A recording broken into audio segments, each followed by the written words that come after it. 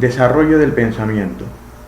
¿Qué es el pensamiento? Primero, es el proceso cognitivo generalizado del ser humano, es decir, que es el conjunto del aprendizaje que nos va a permitir a razonar y pensar ante una acción. El desarrollo viene dado mediante procesos que marcan y que son característicos de cada edad de la persona o dependiendo del momento.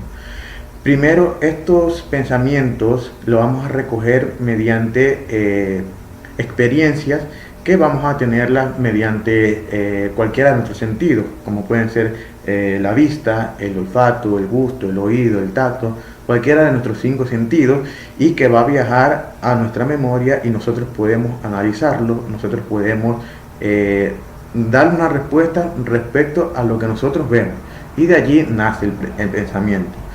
Con ello vamos a poder comparar sobre lo falso y lo verdadero, o lo bueno y lo malo.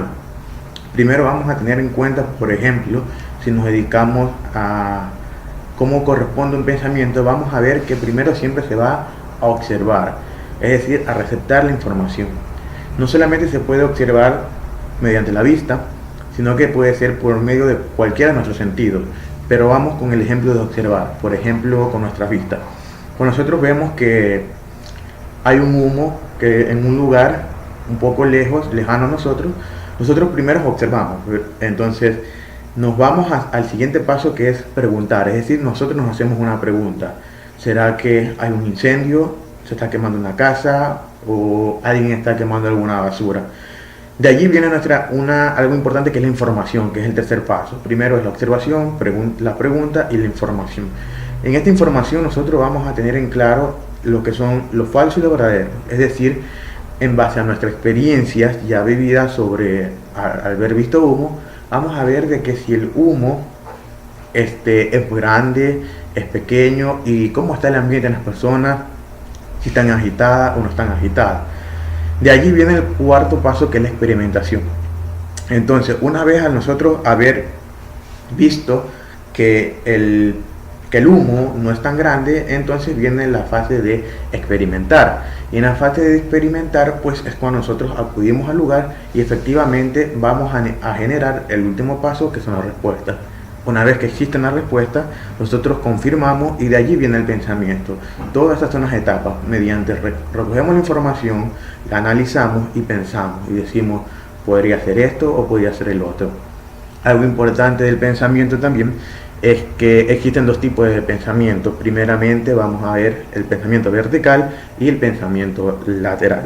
Al hablar del pensamiento vertical, más bien va a referirse a la parte analítica y a la parte del razonamiento que tiene el individuo, que tiene la persona y que tenemos todos. Pero en la parte lateral, el pensamiento lateral más bien es el más libre, que llega a dar una solución. Pero una persona normalmente debe de tener los 2 pensamientos unidos, tanto el lateral como el vertical, para que pueda dar una información, cuando se da la información llega el pensamiento de la mejor manera.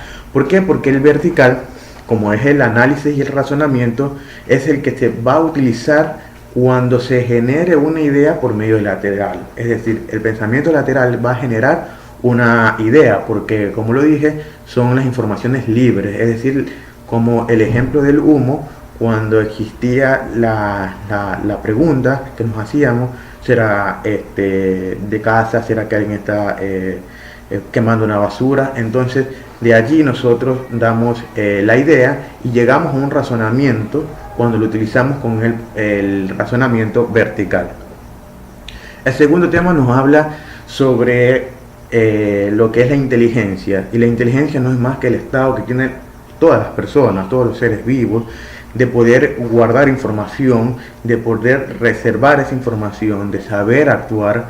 Entonces eso básicamente es la inteligencia, y que ahí existen 2 factores o dos factores que intervienen en él. El primer factor, que va a ser un factor genético, que se viene dado en lo genético de cada persona, es decir, de todas las personas.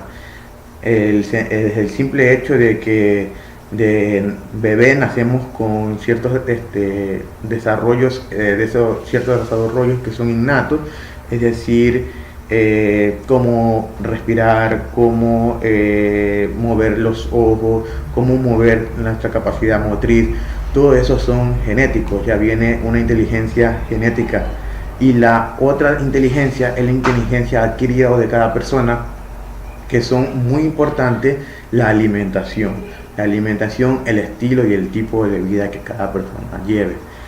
Para medir el estado de la inteligencia de la persona se hace lo que es el consciente intelectual, el coeficiente intelectual, que no son más que mecanismos, que son pruebas que hace el ser humano y con ello tiene una valoración. Y por último tenemos lo que es la edad mental, que estos van relacionados y van divididos. La edad mental no es más que el desarrollo que tiene el individuo desde la niñez, la adolescencia y la vejez. Son el desarrollo que cada vez ellos van adquiriendo inteligencia, van adquiriendo la memoria, y estos vienen dados y van de la mano. Entonces básicamente es esa la inteligencia, que se mide bastante por el tiempo y por cómo las personas desarrollan las habilidades. Algo que acotar muy importante es que hay personas que son los superdotados, conocidos, las personas muy inteligentes, que ellos realizan ciertas actividades muy elevadas, pero que asimismo ellos también tienen esa capacidad para desarrollar grandes habilidades, pero no son buenas para otros. Entonces, cada persona por eso tiene una inteligencia y una habilidad personal e individual.